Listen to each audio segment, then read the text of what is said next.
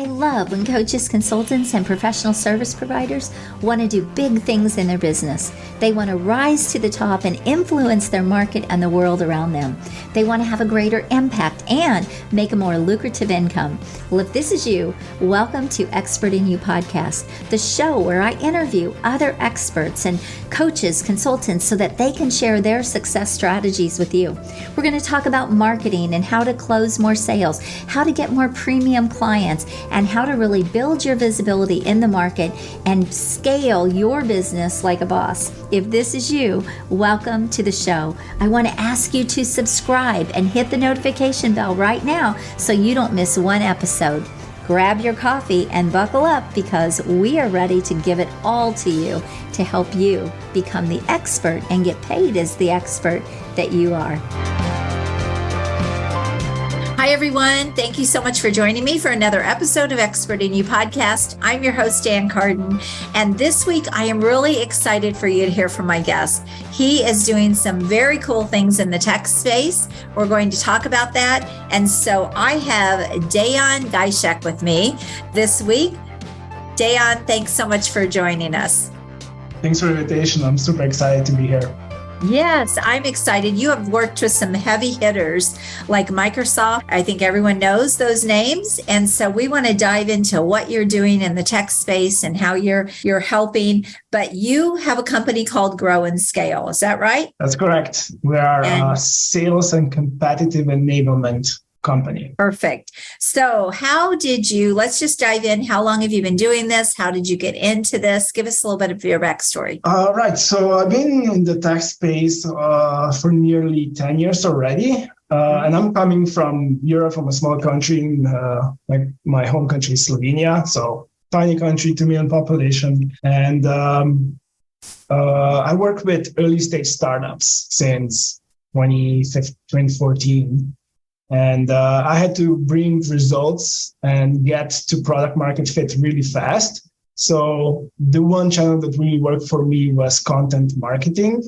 And that's where I learned about research, what content needs to be there. Everything needs to be the best because it's zero-sum game. And then 4 years ago, I've translated all those skills with my business partner into an agency. So we use same principles of research, but now helping companies to unlock their performance on the sales side and product side. So the agency has been around for 4 years, and we've been really lucky working with big names in the tech industry. I love it. That's great. So you're one of the things you said is you're really specialized support to them. So can you talk a little bit more about what you do with sales teams? And when you talk about kind of unlocking the sales teams, can you talk a little bit more about that? For sure. There's a statistic out there that 1/3 of all the open deals are competitive deals. Mm-hmm. And I think that's even a small number. I think every deal is a competitive deal, especially in B2B tech space. Once you have 50K or more annual accounts, I'm sure other companies are comparing you with top 2 or 3 competitors. And I was kind of surprised. This industry is kind of waking up, but sometimes sales teams were just left to fend for themselves. There were no support. Some companies even brag themselves, oh, we have such a great sales team. They were able to think fast on their feet. They're improvising, they're charming the prospect on the other end. But that's not enough, right? Right.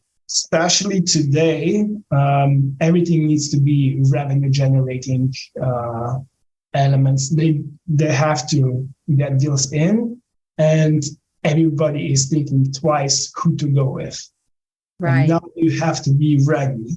If somebody brings a competitor on the sales call, you need to know exactly how you are positioned against that competitor, why you're a better choice. How can you talk about your strength, how to reposition or reframe your weaknesses? Mm-hmm. And that all stems from really deep research, a lot of intelligence gathering, and turning those data points and intelligence into assets assets that sales will use right there and then. And that will raise the probability of a successful sale just because the teams are equipped. Very good. So one of the things that you do is you actually do research for the companies, right? To help them be able to identify what those gaps are with the competition. So when they are on those sales calls, they're closing those deals, not losing those deals. Is that a fair assessment? Yes. So research is a big part of it. And a lot of companies could be overwhelmed with the amount of data that they can gather. Most of the problems we're facing when we're talking to those teams, they just don't have capacity to do this in-house. Right. And then the next challenge is, now that you have all those thousands or millions of data points, you need to convert them into information that teams will use. So we do the gathering, the analyzing, turning into assets, and measuring whether this is turning into positive return on investment. And it always does. Fantastic. I love it. So let's talk about winning more deals, not losing to the competition. Are there other people out there doing what you're doing? Or have you found a gap that you are able to kind of do something that other competitors are not doing or other people are not doing? Right. In terms of service, there are definitely other companies out there, which is a good signal, right? It means that there's a need for it. Most of the companies, they do solve this in-house, but there's a lack of expertise usually. And a big problem is if you want to do this in-house, you could be facing with unbiased opinions. Right. And what I mean by that is when you do your win-loss analysis of your last quarter, and if you ask your salespeople what you need, is there anything broken? Do you need help? They would usually say, well, no, I have everything I have here, boss. No worries, I'm fine. But usually the performance reports are not showing that picture. Yes. So the organizations that are doing this right, they usually hire an outside partner that does the win-loss analysis for them. And that's how they get the good, bad, and the ugly. And you need to know the truth. Otherwise, you can't fix if you don't know what's broken. So good. Yes, that's so important. And I think a lot of companies do rely too much on internal, and people don't want to admit that something's wrong a lot of times. They don't want to look bad. There's all these emotional things that go into being able to really get the right data. And so one of the things that you're saying is by getting that outside company to come in and do that for them, they're getting non-biased data. They're getting the real stuff. And like you said, you can't fix something if you don't know it's broken or if you don't know that it's not working well. So well said. What are some of the real problems that you come up against time and time again with some of the companies that you've worked with? In most cases, it's they're definitely overwhelmed with other priorities. So this function of competitive intelligence usually falls under product.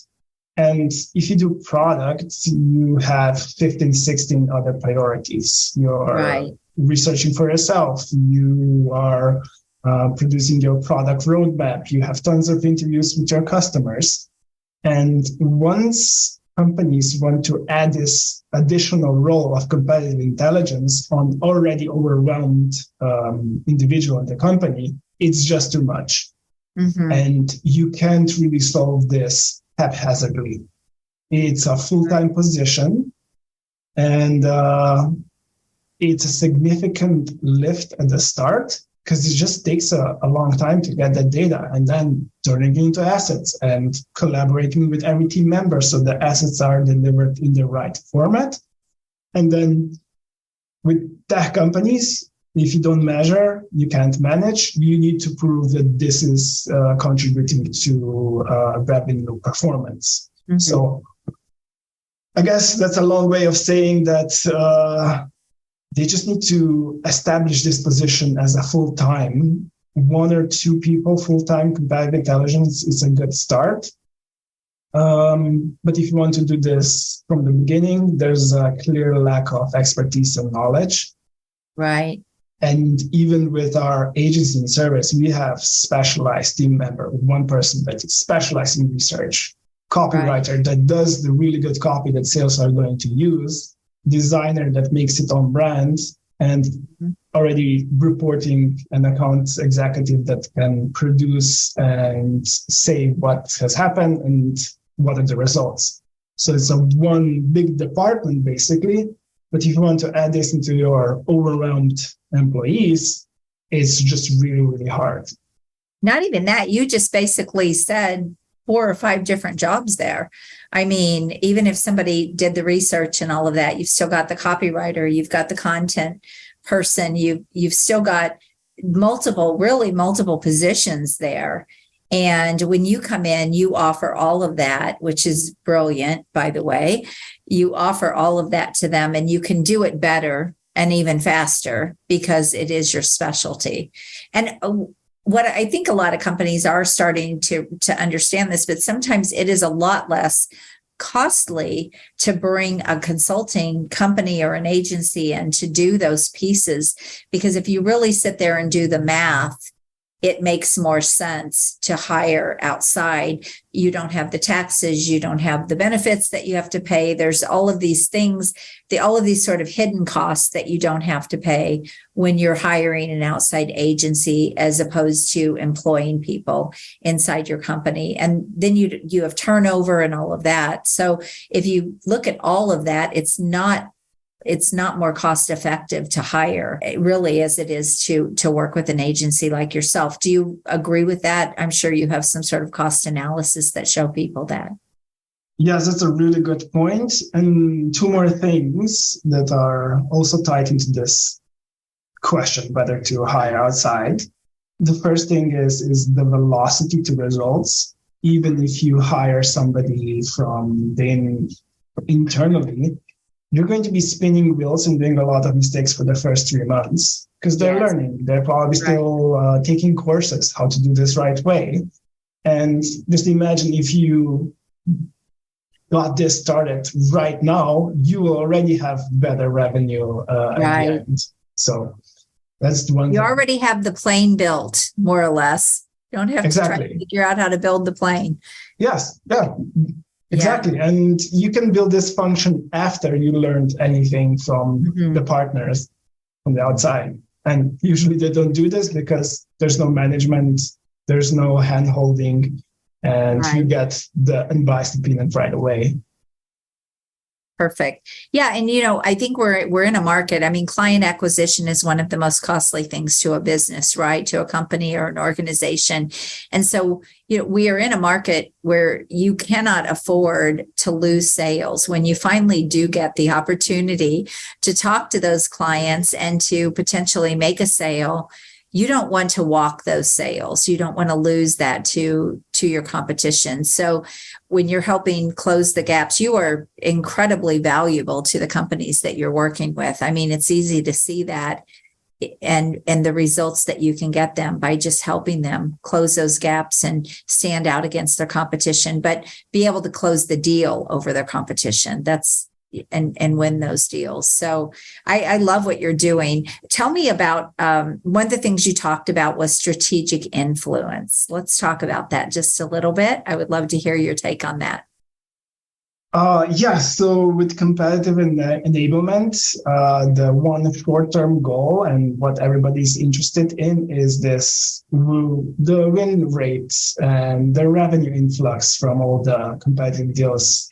But gathering intelligence also gives you a strategic advantage, which basically means if you know what competitors are doing, what's the state of the market, and you're proficient talking to your customers, you can influence your product roadmap and make strategic decisions with better confidence.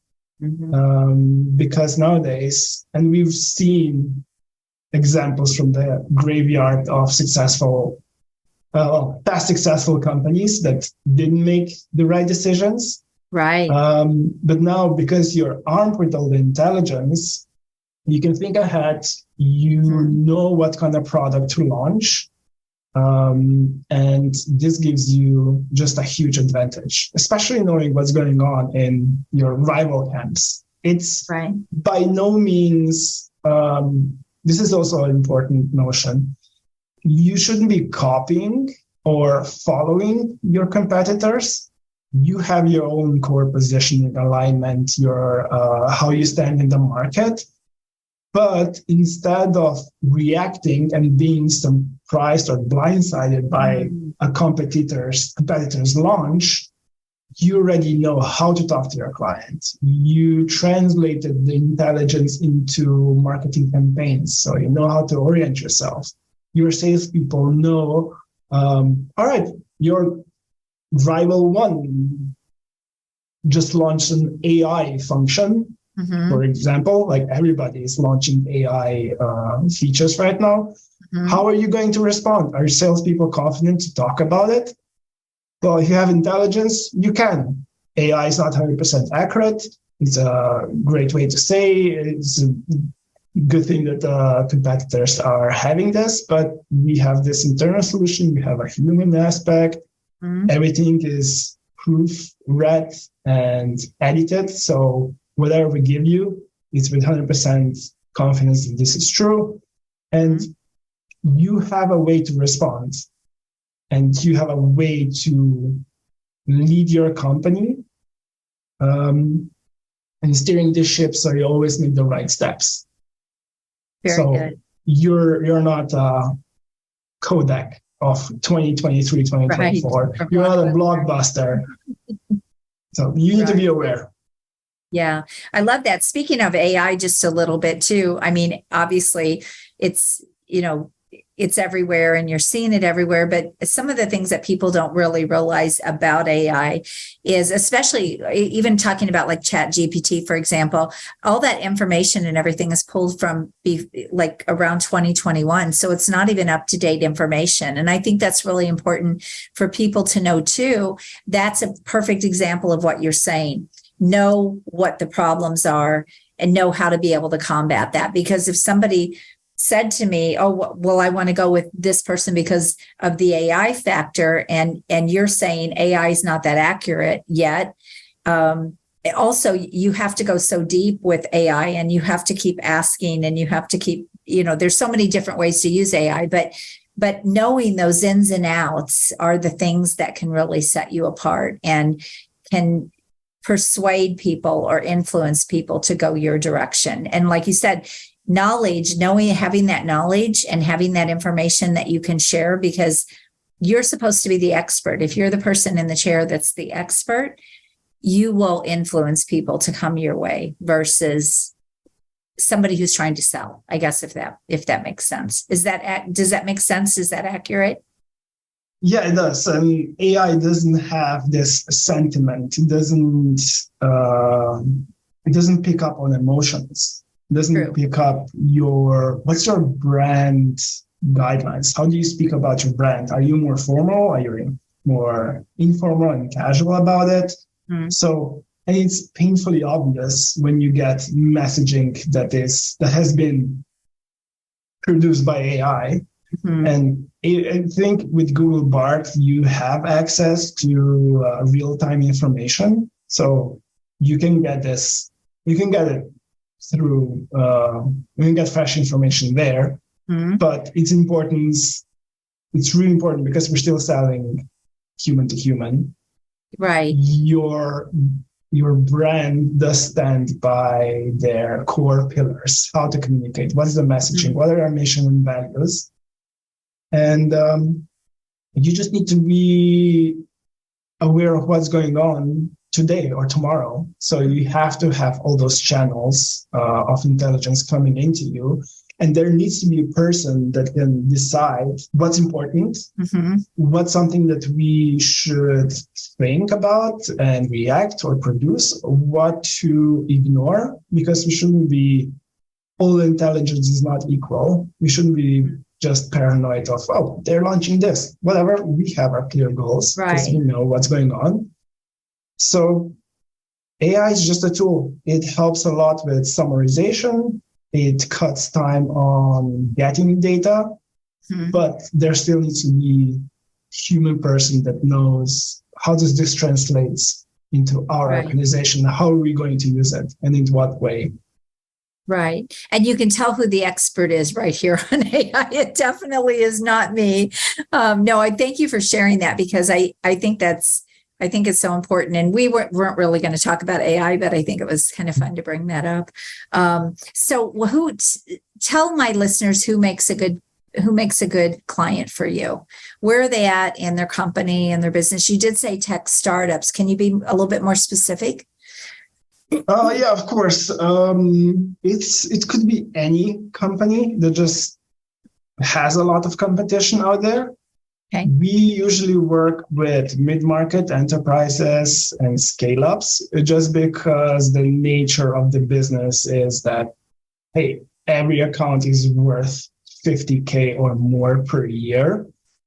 And our benefit and our return on investment just goes hand in hand with number of sales force you have out there. Because if we can add 1% better performance, and if you multiply this with 100 people on the sales force, that's a really delicious number by the end of the quarter. Absolutely. Absolutely. Well, this has been so fascinating. Is there anything else you would like to share with my audience before we wrap it up? Yes, of course. So I've prepared a small quiz, a scorecard, if you can say. It's going to show you how strong your competitive enablement program is. And even if you don't have one, it will give you some idea of what you can do. And just, it's a kind of like low-hanging fruit solution you can start implementing. Perfect. That is on Grow and Scale /expert in you. And it's all right. Free to solve, takes less than 2 minutes, and you have a personalized report. That's perfect. I love it. I definitely want to check that out. And we'll also make sure that link is in the show notes for anyone that wants to take that assessment. Grow and Scale .com /expert in you. So, okay, perfect.